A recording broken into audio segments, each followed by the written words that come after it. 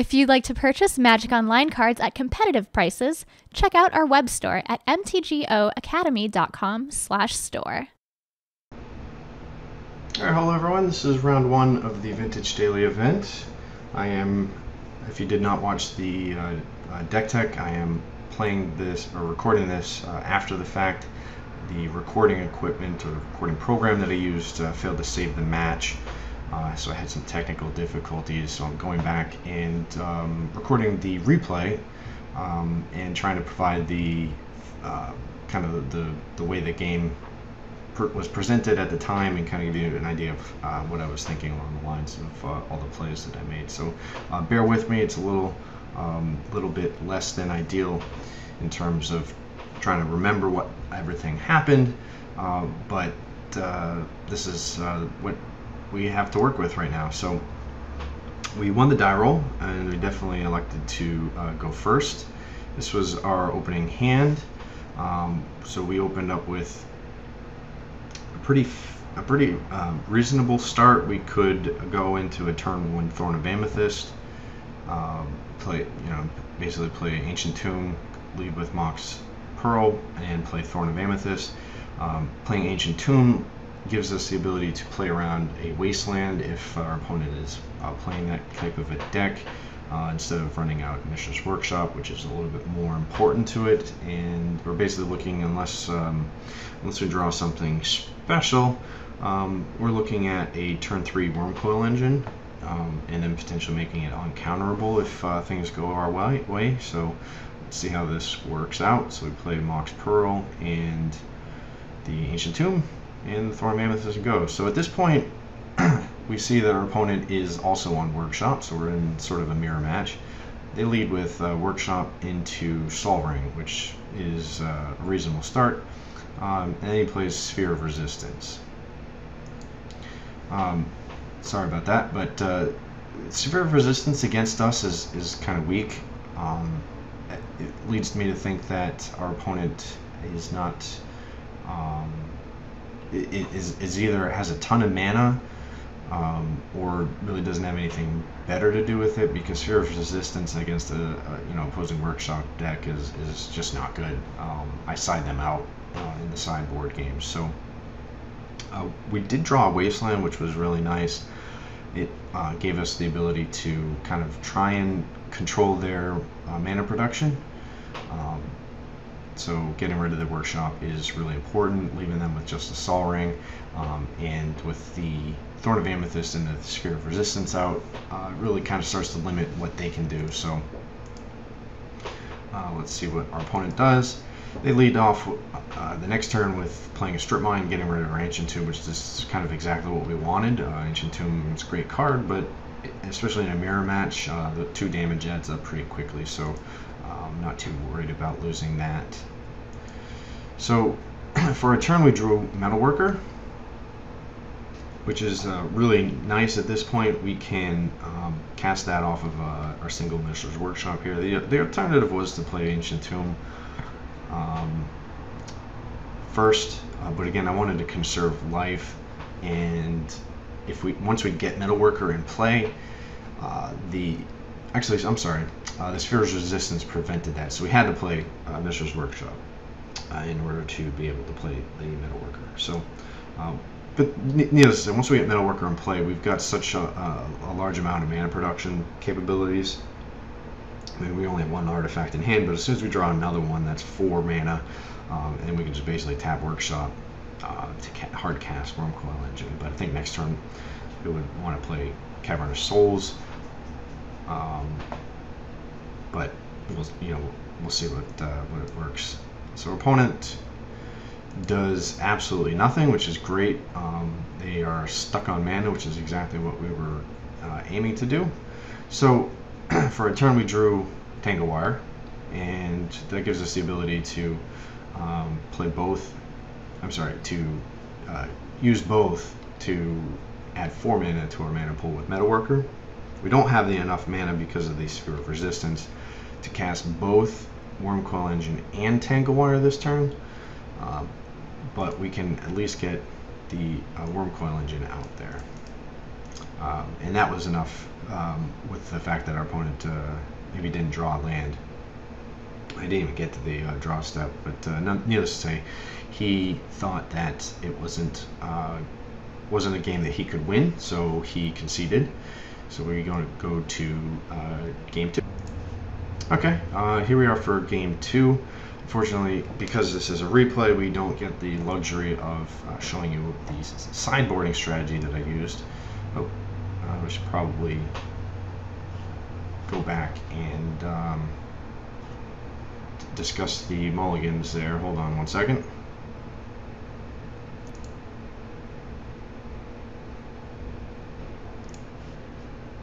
Okay, here we are, game 2. Our opening hand is really not good at all. We have no ability to do anything for at least 2 turns, because we have 0 lands that tap for more than 1 mana. So we can't even play with if we draw 2 creatures or 2 non-lands. We can't even play anything until turn 3. And against an opponent where they might have kept in spheres and whatnot, this hand is just utterly terrible. So we are going to mulligan this. Unfortunately, the next hand is nearly as bad, maybe worse. Just a single 1 mana land. I mean, any land that we draw might potentially give us the ability to play Phyrexian Revoker on turn 1, and depending on what our opponent plays, maybe that's a great play. But I can't really risk that, so we're going to have to go down to 5. And this 5-card hand is not ideal, but it at least has a Wasteland, and we can play Phyrexian Revoker on turn 2, so it's keepable. So our opponent starts out with Chalice in the Void on 0 and Wasteland. I didn't really think that that was enough. I mean, our opponent also mulliganed down to 3 cards, which also helped the mulliganing for us. But I didn't think that playing Chalice of the Void on 0 when you mulligan to 3 in a deck that has 6 or 7 7 0 cost mana artifacts that will help you cast your spells. I didn't think that was a very great start for them. At which point I thought, well, all right, maybe we can just steal this game, even though our hand is pretty bad. So we ended up drawing Black Lotus, which is really unfortunate because we could have went turn 1 Kuldotha Forge Master, but ironically enough, the Chalice of Void that they played prevents us from playing the Black Lotus, so we just let off with Wasteland to get rid of their Wasteland and kind of limit their mana production. The last thing we really wanted to do was play Mishra's Workshop into a Revoker and then lose our Mishra's Workshop and have no ability at this point to play any of the other spells in our hand without drawing any lands. So our opponent didn't draw a land, just passed the turn to us. Our turn, we drew a Steel Hellkite, which was quite nice. We can play the Steel Hellkite on turn 2 unless he plays Wasteland or Strip Mine or something. So at this point, really the only option we have now is to play Phyrexian Revoker, and we choose Metalworker. We didn't see whether or not that was the type of deck that our opponent is playing in game 1, but because he limited himself, and everybody for that matter, from playing Moxen and Black Lotus and whatnot, really the only thing we have as an option right now, without knowing anything, is playing the Metalworker. So we'll pass the turn. Our opponent finds a Workshop, which is kind of interesting that we did name Metalworker, so there was some hope that maybe that might limit what they do. But instead, they played a Crucible Worlds, and as I mentioned in the deck tech, Crucible Worlds with Wasteland and the Mirror Match is a really brutal way, especially with Chalice on 0, really brutal way to control the game.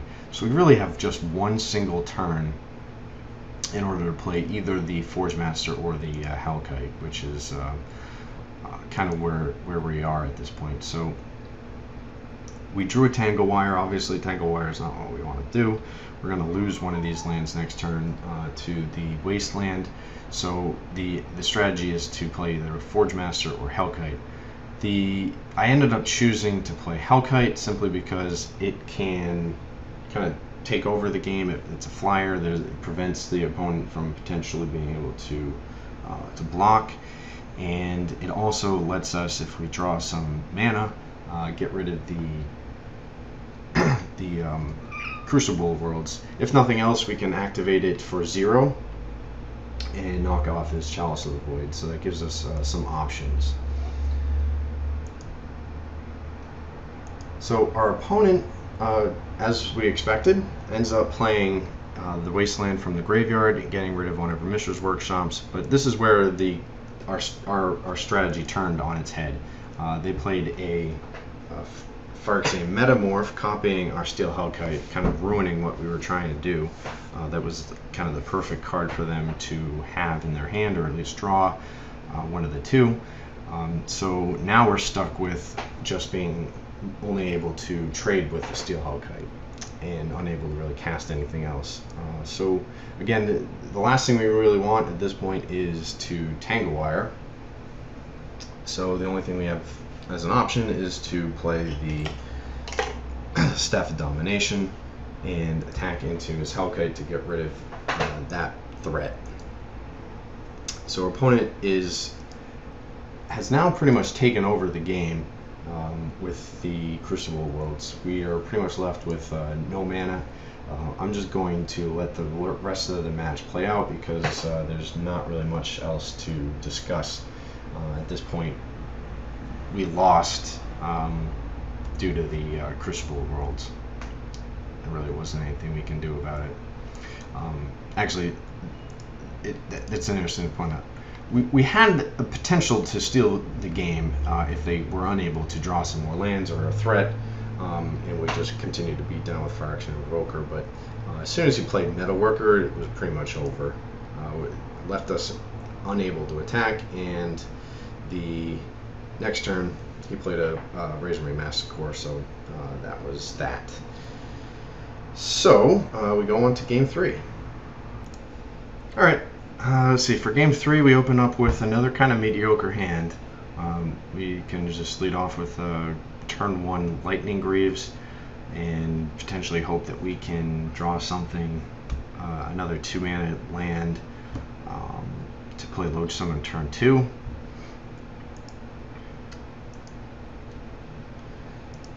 But that was, it wasn't, I didn't think it was worth throwing it back when we saw that our opponent kept their hand.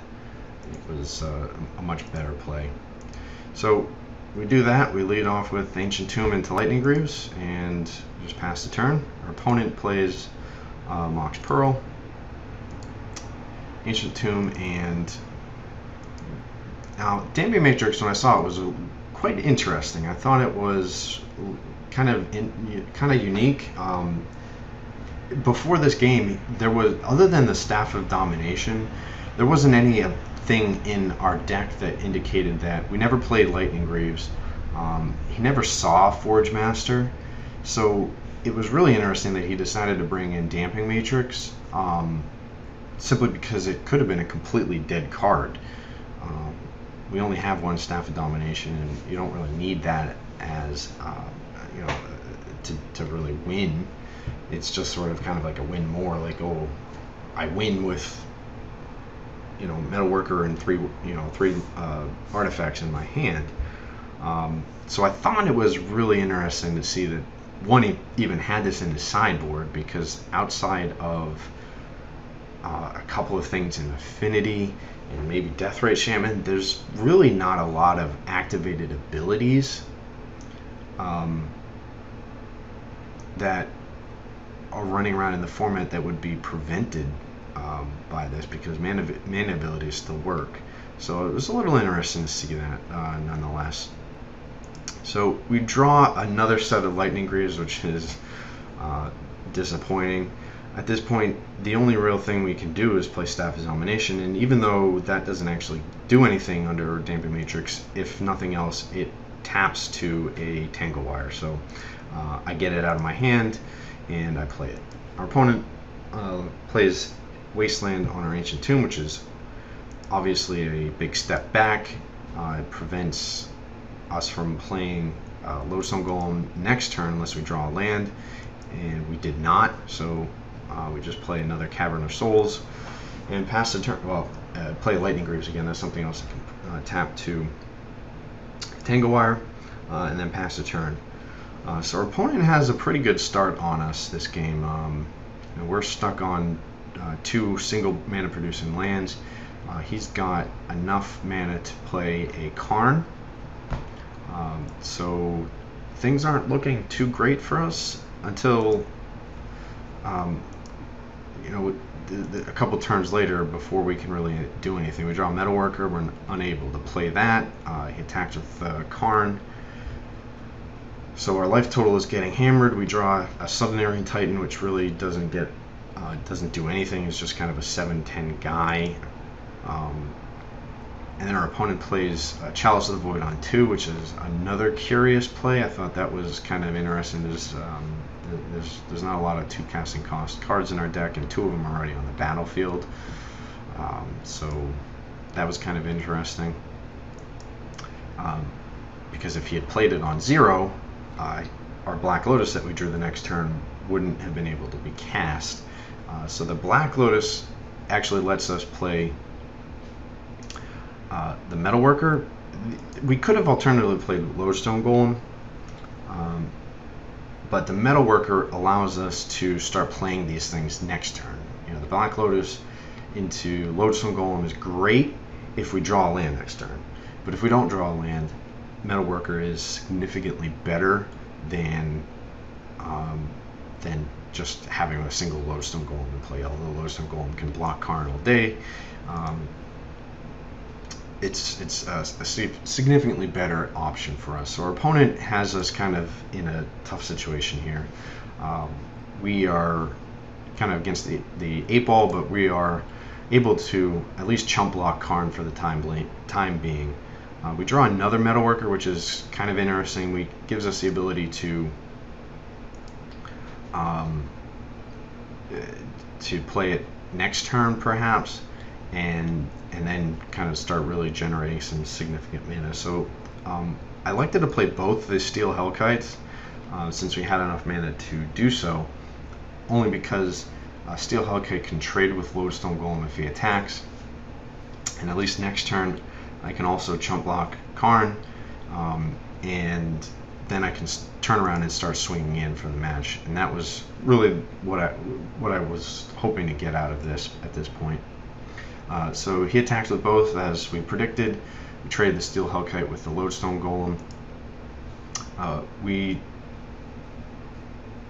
draw. What did we draw for the turn? Oh, we drew a Wasteland. Excuse me. So we attack with Steel Hellkite. Unfortunately, I thought at the time I could get rid of the Damping Matrix with the Steel Hellkite, thinking, great, now we can start doing some things. But then I realized after combat that Damping Matrix obviously turns off the Steel Hellkite ability. So, nonetheless, we activate the Metalworker to play Sundering Titan, and the reason why we played Sundering Titan, obviously we can't blow up any of the lands, was just because it's a 7/10 guy, and that's pretty good. So our opponent, unfortunately, duplicates our Steel Hellkite, which is kind of our one way to win the match. But we do keep drawing creatures, and that's kind of what we really need at this point, so that we can block Karn.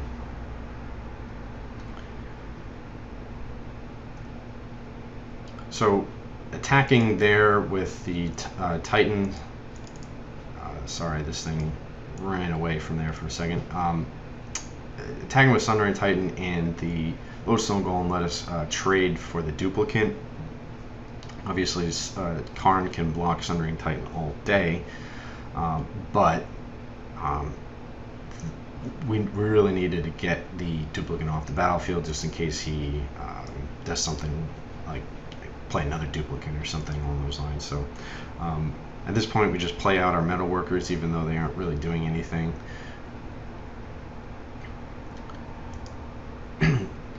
Drawing the Wormcoil Engine was obviously a great card to draw at that point. Wormcoil Engine can turn the tide of a mirror match real quick, and we were able to cast it off of our multiple metalworkers, even though I tapped this one for 0.